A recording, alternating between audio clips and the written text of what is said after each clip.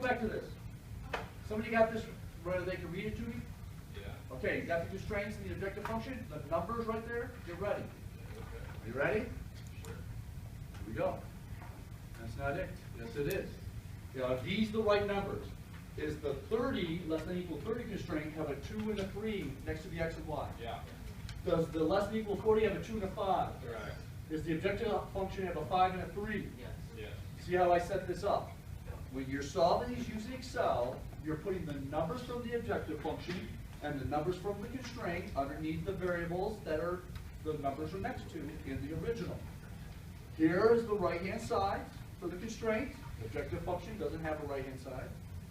Here's a 0, here's a 0, because this is where I'm going to ask Excel to put the optimal solution.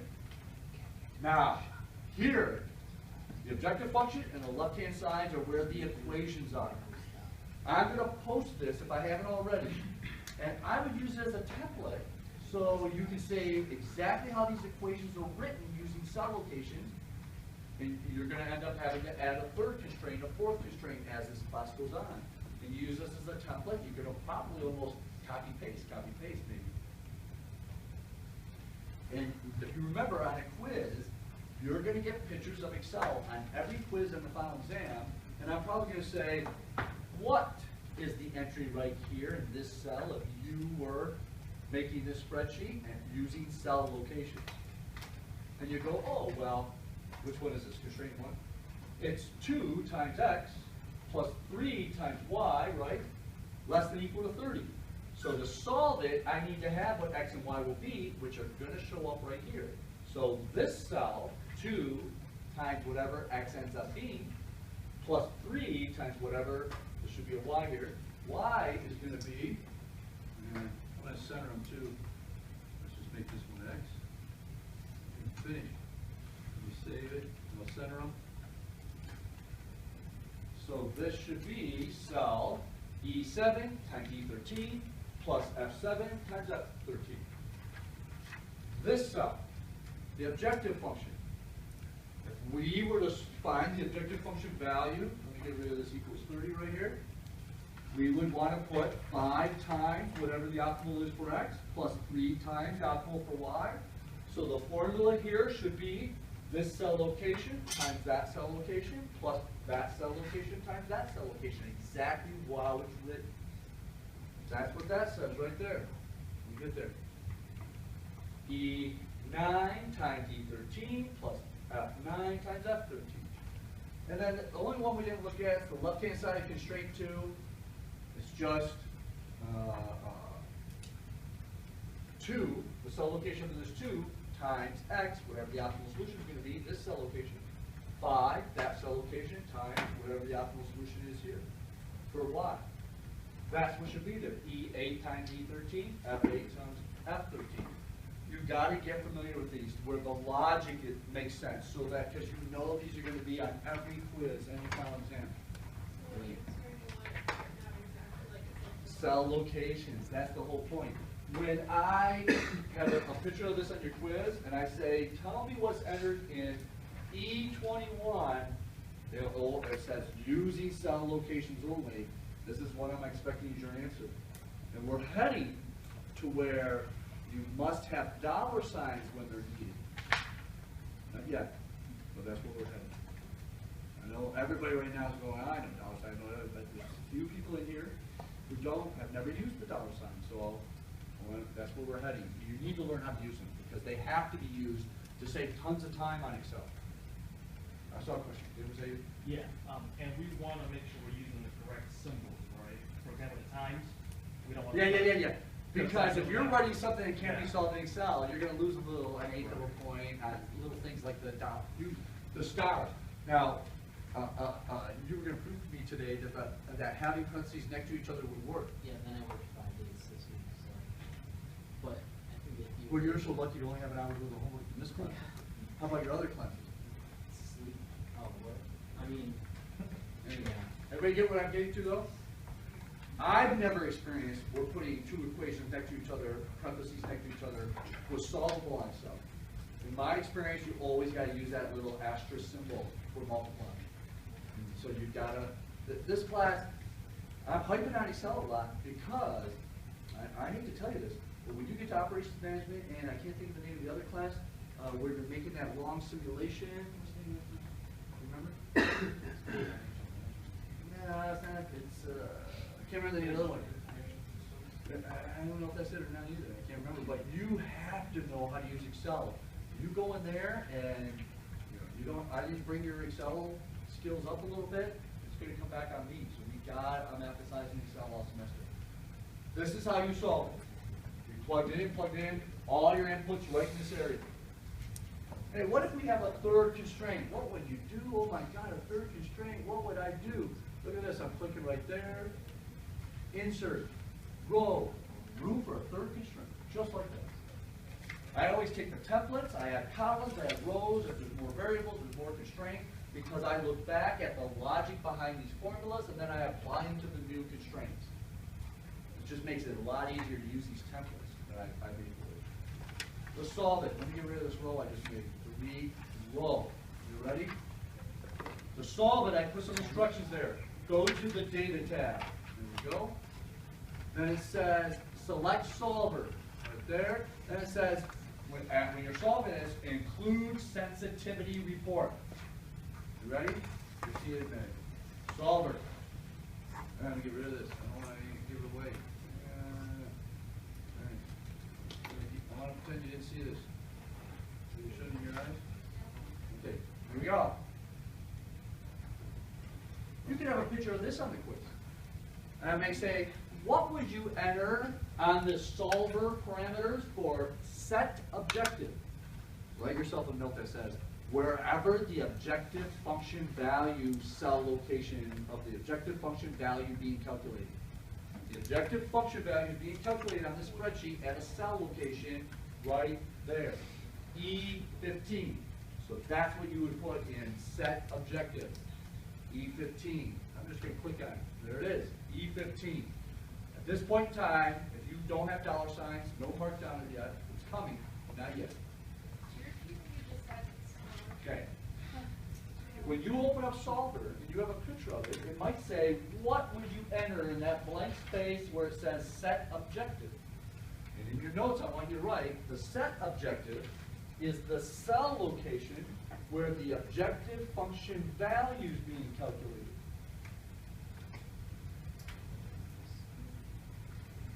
E15, okay? Now saying, is this a max or a min, or ignore that other one. Is this a max or a min? Max, right? Then it says, this part says, by changing variable cells. Here's what I write in my notes. The cell locations where the optimal solution is going to be up here. The optimal solution is going to be in these cells right here. So I need to tell it, by changing variable cells, I need to tell it about these locations. If there were a third variable, I would also include that location. If there's a fourth variable, I include that location. All the locations where the optimal solutions are going to appear when we solve it. So here's how I do it. I got my clicker right here, and then I want to give it these two cells. So I'm going to hold down my left click, drag, so it includes both of them. Oh, I went too far. Did it? Okay. So now I'm going to change it again. And there, I corrected it. I did that on purpose so you can see. E13 through F13. It would say E13 through G13 if I had a third variable here. If I had a fourth one, it would say H14. But it's E13 through F13. Next, subject to the constraints. You want to tell Excel where the left-hand side is being calculated for a constraint and where you have the right-hand side constraint. So this is why down here, I always have it look up here and bring the right-hand sides down here so that this will look good. I'm going to type in the first constraint. I'm going to click right here. Here's the left side that's going to be calculated. So I'm going to say add a constraint. It says cell reference. That means the left-hand side of the constraint. In this case, right here at E19. Then, is saying, is this a less than equal, greater than equal, or equal? The original constraint was less than equal 30, I believe. Is that correct? And I typed it in here kind of as a reminder so that I wouldn't get it wrong. Less than equal. Now, constraint right-hand side. I have it right here. I'm going to give the cell location H19. There it is. That constraint is done. But we have another constraint, so to save time, instead of saying, okay, go back and restart all over, I can just click on add and do another constraint. Cell reference of the next constraint, right here at E20. Is this one a less than equal, greater than equal, or equal? Less than equal. Then it says constraint, which means right-hand side. That's right here at H20. And I'm done with that one. If I had a third one, I'd click add, but I don't. So I'm just going to click OK. Here they are, right here. E19, less than equal, H19, right there is where the 30 is. E20, less than equal, H20, right there on the right-hand side. You'd add another constraint, and there's a shortcut when you have multiple constraints, all less than equal. We'll get to that later, but you put every constraint there. Why is E19 and E20? Why is it 0?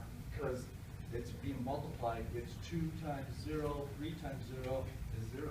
Oh, okay. Because right now we always have zeros here until we solve it. Oh, I got you. Will you just open it one more time and show us how you got the Got it. consideration times? To do this part, Yeah. you would click add to add a constraint.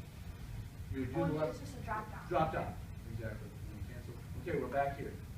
All right, everybody got notes ready? Always click this box that says make unconstrained variables non-negative. That little part where it says x is greater than 0 or equal. Y is greater or equal to 0. They're non-negative. Click that box. It assumes it. Then this pull down, solving method, always for this class we're using the simplex method. Simplex linear programming, the second one down. When you first open this, it will be preset to nonlinear programming. Go down to simplex linear programming. That's the method we're using. Okay, you now have this all filled up. If this were on a quiz, I'm going to be asking about maybe that one. I'll ask, or I may show you this, say, do you see anything wrong with it? And this one's not at simplex maybe. You got to say, oh, it should be simplex. And if you want to take the one on Blackboard, and before the quiz, open it up, and maybe open this up already as a reminder of how this is done. I consider that excellent tool to use to do the quiz. That's the whole point. You ready to solve it? Here's where you add sensitivity analysis at this point. Solve, now it goes fast. You're going to see these numbers, but they're going to go like that. Slow. And then, right here, I want you to add report sensitivity. Right there. That's the only other thing you got to do after you hit OK to solve it. Now I'm going to click OK. We ready? Our optimal solution for the homework, x15, y0. If we plug 15 times 5, 0 times 3, the objective function value, 75. The left-hand side of the first constraint, plugging in 15, 0, equals 30. The right-hand side was 30. 0 slack. The left-hand side of the second constraint, plugging in 15 and 0, is 30. The right-hand side is 40. 10 slack. Do they get it? This is how you're solving homework now. You're no longer grabbing. You're using Excel or the software which we're about to look at. Sensitivity. This is where, look at this. Oh, look at this right here. Is there, that's it. I just want to make sure it's not. Okay. What you're looking at looks like a foreign language. Do you remember though on last Thursday when I threw a software output up there and I said, this is next week, this is what an output looks like, but I did ask you, I think you found the optimal solution. I said, where is the optimal solution? You said, oh, there it is at the top. Remember that? It was values was the heading on that software output for the optimal solution. All those other numbers below it, I said to you, no matter what software you use, and no matter if you use Excel, they all give you the exact same information presented in a bunch of different ways. And this information you have right here for the constraints, and right here for the objective function, are going to be exactly the same information you get on the output of a software, but it's just named different ways, but it's the same numbers. I want to give you a hint for Excel. When you have 1e plus 30, it's Excel saying to you, this is infinity. Infinity, infinity, infinity. We have 3 of them on here. Infinity, infinity, infinity. We're going to come back and talk about these, but I want you to see the output on a software now and how we input it. Anybody, I think one person said they downloaded the software and tried to play with it. Is that right? Somebody? No? The other class? Everybody see it's up there though, right? So here I go. I'm going down to Management Scientist. I'm going to open the Management Science folder as if this is you. You just downloaded it and you just unzipped it. And you have a folder with something in it that says Management Scientist, and you just opened it. And you got all these little files here. Now, the first time you do this, you got to do it different. But after the first time, all you got to do now is just double click right there. This is called an executable file, MS6.0, but MS60.exe executable file. This is what you use to start it. Now, if you install this on your computer, you'll have a shortcut right on your desktop that you double click on, just like any other software. But a lot of people don't want to install it, so you just open up the folder and click right there. After the first time you click there, it works. The very first time you use this, because it's so old, you know, unless somebody still has Windows 98 on a computer, but if you, everybody here probably has Windows 7 or above, 8, 10. What's out now? Are we on 10? Okay. This won't work. So the very first time you use it, you right-click on it instead of left-click. You pick one as administrator the first time you use this. And you're going to go through this. Yes. I'm not doing it because I already did it.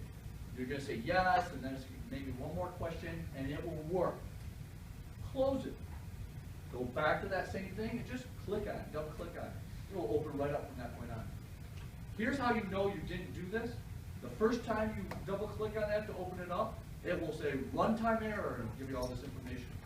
It's because your Windows can't figure out how to open this, so you run it the first time as an administrator.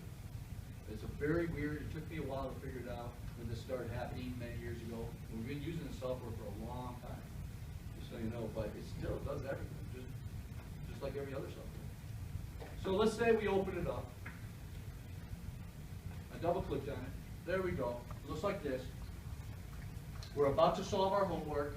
And so, which module? What's the chapter we're on? Is it transportation? What are we on? Linear programming, number 1. Just like that.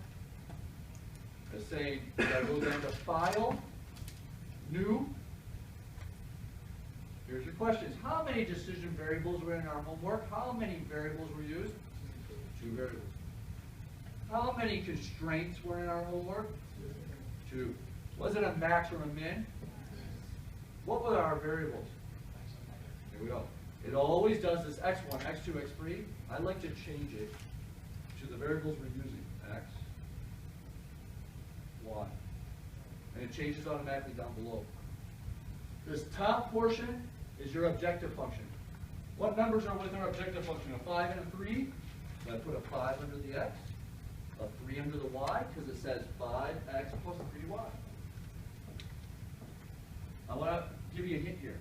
If this is 5x minus 3y, you better put a -3 on there instead of positive. Right? But right now it's 5x plus 3y, so 5 and a 3. The constraints. First constraint. See, I don't have it up here, so tell me it's 2x, 3y, less than or equal 30? Yes. 2 is with the x.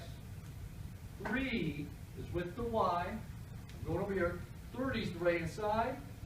Now, is it a less than equal, greater than or equal? It's a less than equal to. All of these softwares and Excel assumes the equal to. You only need to type less than. If you try to type less than equal, it won't work. It will say error, error. Type with the less than. The second constraint, it was a 2, 5, and 40? Correct. 2, 5, less than 40. Even though I typed less than, it really means less than equal. Solve. Solution. Solve. Look where our optimal solution is. Same place it was last week when I said try to find it near the top. Values on this software. Values are your optimal solution. Look at where X is, it should say 15. Look at where Y is, it should say 0. Right? Okay, now this is where we're at. We're moving on a little. Let's go down here. This section on this software is called objective coefficient ranges. And the Excel is called, they're all calling it something different, but they're all giving you the exact same information. I'm trying to get you to not freak out because the way this output's different than I've ever seen, or we're using Excel this time. Same information, just in different places, labeled different ways, exact same. Objective coefficient ranges are right here. And they're calling it variable sum. 15 and 0. Now let's go to the output. Watch this. This says, I'm sorry, that was the value. I meant 5 and 3. Let's go. Where's the 5 and 3? I know. Where am I? Right here? Right here. Is this the answer? Darn. Right here? I lost it. Right here? There we go. 5 and 3. There's the numbers in the objective function right there. And here is called objective coefficients, the numbers with 5 is with the X, 3 is with the Y. See this allowable increase? This is saying, hey, if 5, somebody walks in and says, we're not going to make $5 profit on that item anymore. We're going to make $10 profit. Uh-oh, we better stop production. I bet we're not supposed to make 15 and 0 anymore. Wait a minute, let's just go to our output. We don't have time to recalculate everything. How much is our profit? It's going from 5 to 10. It's increasing 5 units for $5. It says we can increase infinity, and our optimal solution of 15, 0 is still valid. So keep making 15 and 0. We don't need to change anything because that change is within the range. Let's go to the output. Same thing. Ready?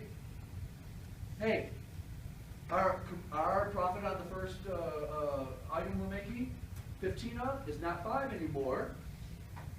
It's 10. Let's look and see if we have to change, if we have to redo everything or not.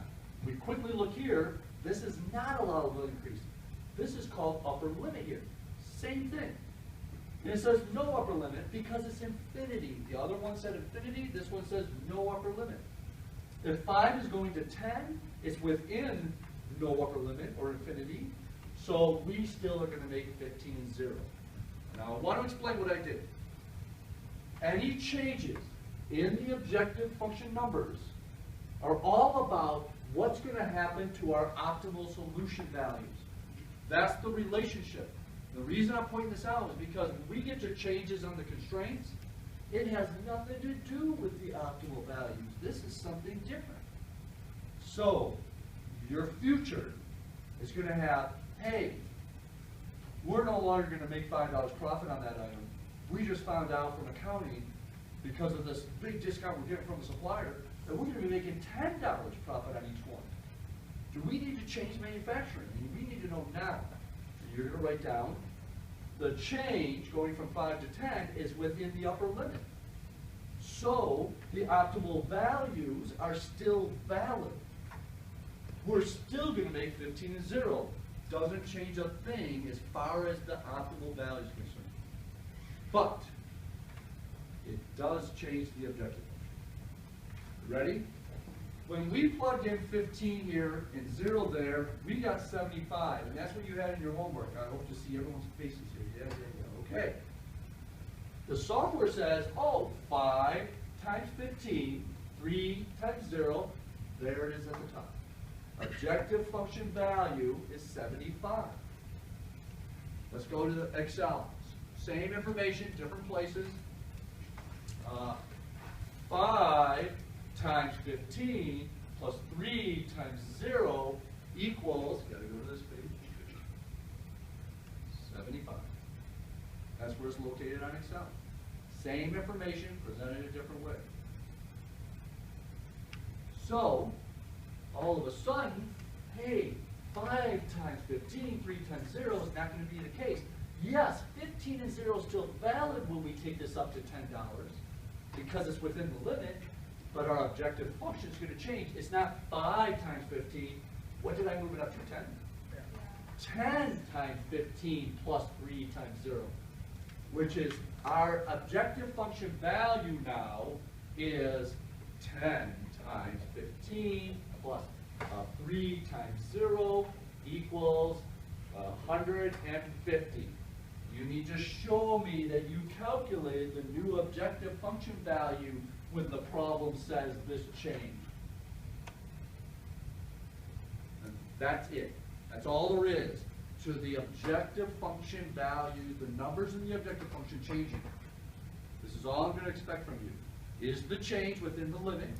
Are the optimal values still valid? And if so, what's the new objective function value? That's the whole question. Now you got the steps. You ready? I'm going to do another one. Alex, you give me that look, I'm going to call on you. Are you ready? You are? Okay. We're ready. 5, the county just came in our office. We're back to 5, 3, 15, 0, 75. County just came in and said, hey, I know we did all this work to plan this out because we're going to get $5 on each one of those items, but we're a little off. We're only going to get $4 profit for each one of the X's. First question, is the change within the limit? Yes or no? Let me hear you. Yeah. Why? It's 2 is That's right, the limit's 2. Lower limit's 2, 5's going to 4, it's within the lower limit. 15 and 0, still valid. Don't stop production. But let's figure out what our new objective function value is. It was 5 times 15, 3 times 0, but 5's going down to 4. You're going to show me the math. 4 times 15, 3 times 0. And our new objective function value is no longer 75, but it's now 60. Everybody see how I did that? Want another? I'm going to give you another. You ready? Okay. Trevor, we were making $3 profit on Y items that we're making and already got them sold. But now we're making $5 profit on both items. So this 3 is going to 5. Are the values, optimal values for each one of X and Y, the optimal ones, are they going to change, yes or no? Are they going to change? Help them. Wait, You ready? Let's do it again. they'll change, but they're Stop.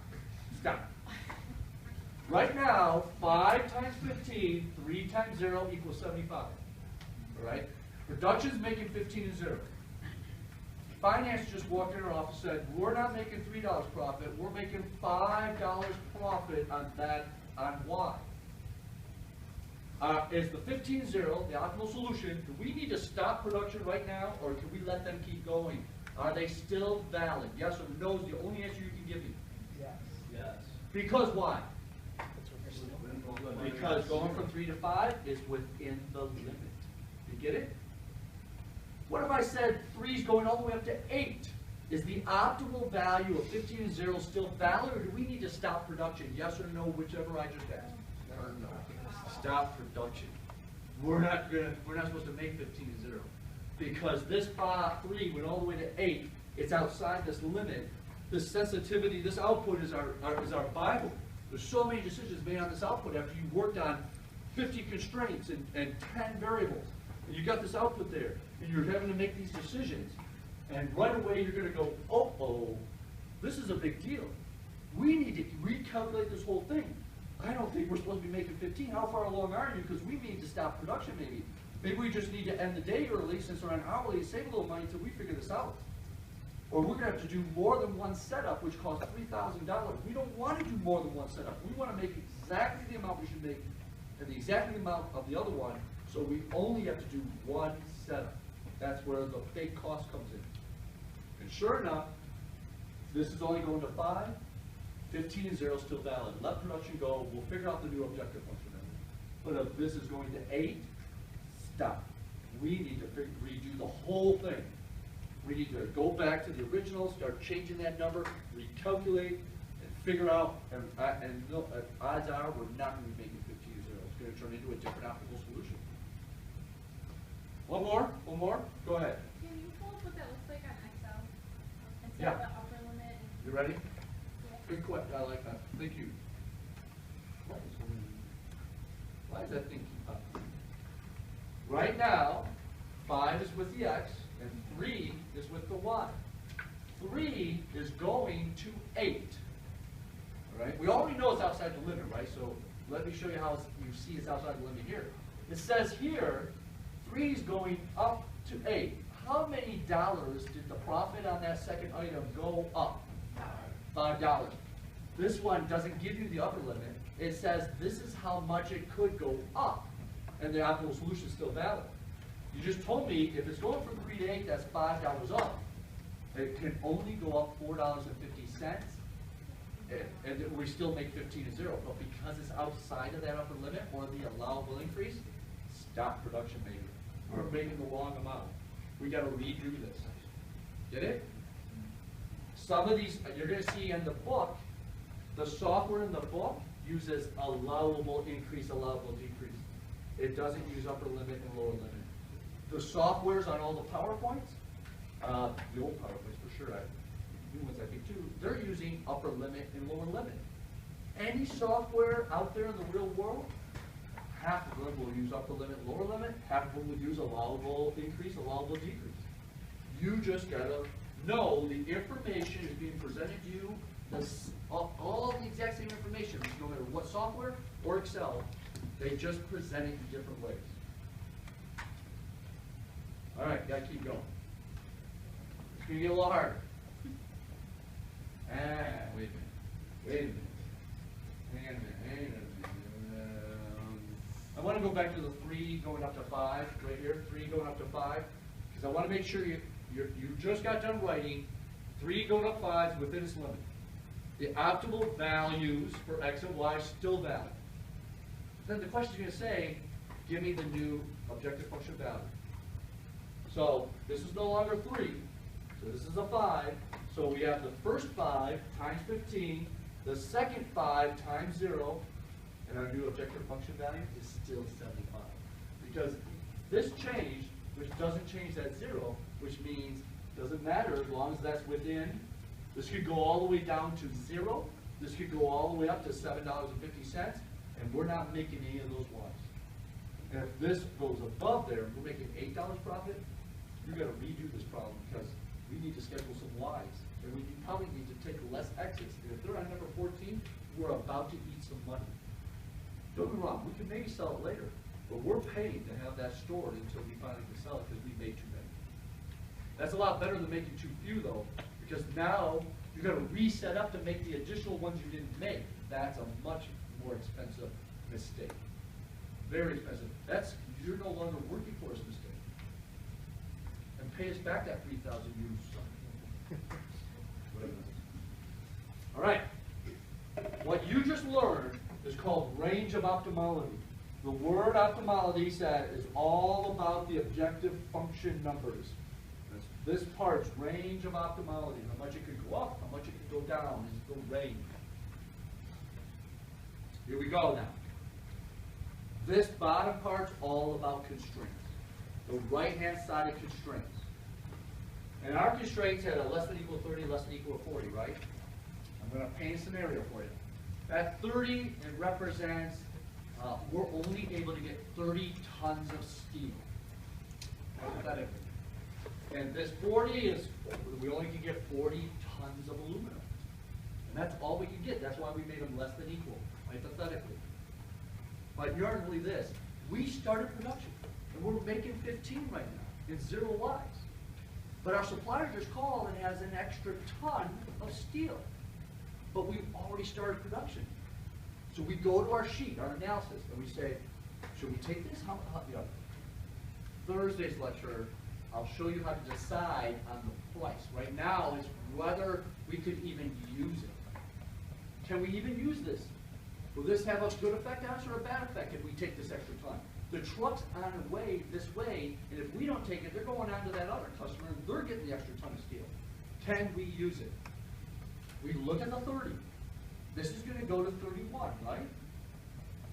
If it goes to 31, is it within its upper limit, because it's going up? The upper limit's how much? 40. 31 is within it. And because 30 is within it, it means that if there is a dual price, some softwares call it dual value. If there is a dual price and dual value, it's valid because this change is within the upper limit. You ready? There's the dual prices. Does the first constraint happen to have a dual price? Is it called value or price here? Price on this one. Does constraint 1 have a dual price? Yes. So, if this 30 tons of steel is going to turn into 31 during this production period, then it's going to have an effect on our objective function value by $2.50. Is there a negative in front of that dual price, or is it just positive? There's no negative there. It's going to have a positive effect because it's a positive dual price. And the dual price always represents the effect if the corresponding right-hand side goes up 1 unit. If I said there's 2 tons coming, that's 2 units. Is it still within the upper limit? Yes? This is a positive effect, but it's 2 times $2.50 positive effect. Right now you're thinking, well, do you add it or subtract it to the objective function value, which is now 75? Do you add it or subtract it? Positive effect. This is where people make big mistakes, so I'm going to say it again. If the dual price is positive and not negative, it's saying if the right-hand side of the corresponding constraint goes up, it will have that kind of effect. Positive. If this is a maximization problem, that means that that $75, this 5 and 3, that's all profit. And as a manager, you want that $75 to be larger. So a positive effect means we'll add $2.50 for every unit that constraint's going up. Let me say that again. 30 tons of steel. We're going to take, this time, 2 more tons. It's within the upper limit. That's still valid. We're looking, we're going, okay, this is going to have a positive effect on us. So we may want that steel.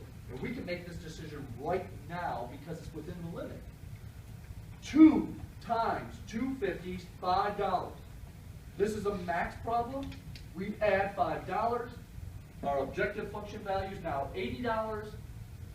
Please stop here with that steel. We want it. We'll take it. We can use it. There's nothing. That's it. That's the whole decision. You ready? Our warehouse person just got delivery of the raw materials. We just got a call from our warehouse manager that 30 tons of steel did not make it. There's only 29 tons there. And we're starting production tomorrow. We don't have time to start calling all our other suppliers and get this other ton. Is the change in the right-hand side of steel, the first constraint, is this change telling us that the dual price is still valid or not valid anymore? Still valid, why? Joe, I thought was that you? Was it Joe? Did you say that? Who said it? Matt, was that you? What do you sound like? It is still valid. It's still valid because the change is within the lower limit. This 30 could go down to 29. It's within the lower limit. That 250 is still valid. It says if it were going up, it'd have a positive effect of $2.50, but it's not going up. It's going down. So the effect's not going to be $2.50 in our blessing. It's going to be a negative effect. The opposite effect will take place than what it's telling you the effect will be because the right-hand side is going down, not up. I want to say that again. I can see a couple people go, wait, what did you say? These, whether they're positive or negative, are telling you the type of effect if the right-hand side goes up. That's in stone.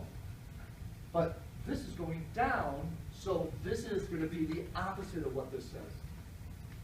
The positive effect is 250, but this is going down, so it's going to have be a negative effect. It's going down 1 unit. 1 times 250 is $2.50.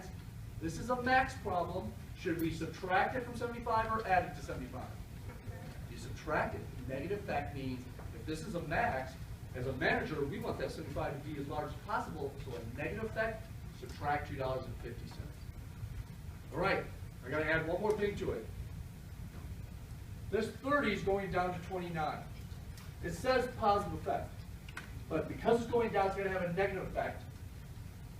But this is a minimization problem. I want to say that again. I'm switching it up. This is a minimization problem. So a negative effect, that means that objective function value of 75 is probably representing cost. And a negative effect is we want to keep cost as low as possible, so we would have to add 250, because that would be a negative effect for a minimization. I want to say it again, a different example. They called 30's going up to 32. We're getting 2 more tons of steel. It's within the limit, so that 250 is still valid. It says positive effect. This is a minimization problem. Let me say it again, for those not taking notes. This is a minimization problem. It's going from 30 to 32. Get ready to answer this.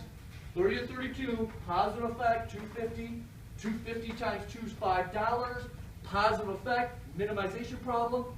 Subtract or add $5 to 75. Well, look at all these answers. All I gave was a look of hesitation. That's all I gave. Let me say it again. We all got to be on the same page. Are you ready? 30 is going to 32. It's going up. So this is telling you what would happen if it goes up.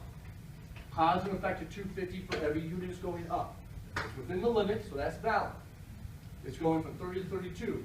2 times 250 is $5. Minimization problem. Positive effect of $5. You're a manager. Do you want that 75? Would it be positive for it to go up or down if it's a minimization problem representing cost? What would be positive to you? Should we subtract or add $5? Right. We have to subtract. That would be positive effect. So when you look at these, don't automatically go, oh, it's positive, let's add. It's whether it's a max or a min to decide whether you add or subtract. If it's a min, subtracting is a positive effect. If it's a max, adding is a positive effect. You decide by taking into consideration what kind of a problem is this. Now I know this was a lot of stuff, and we're gonna review a little in the next lecture and pick up from here. But there was a question over here. I lost it. Can I see what that looks like on Excel? Yeah. I don't think we have time though for me to go into a lot of work on it, but here we go. Again, I'll show you on Excel on Thursday also. Currently it's 30 and 40. Look here. 30 is going up to 32. How many units could it go up? Because this one's not using the upper limit. It's telling you how many. Going from 30 to 32, how many units could it go up? 10. Allowable increase is 10, which is 40. It's going to 32, which is 2 units. So the dual price is still valid. Where's I a dual price? Shadow. Called shadow pivot, like I said. Every software calls it, not every, a lot of them call it different names, but it's the same thing. You're going to get used to it. So this is not a negative shadow price, it's a positive. So if this is going up, positive effect. If this is a max, we add 2 times 250, which is $5. If this is a minimization, 2 times 250 is $5. We'll subtract positive effect. Same thing. All of them show you the same information, different ways. You're going to get used to it after we do enough of these. That's it. We're out of time. We'll pick up from here on Thursday. Where's the sign?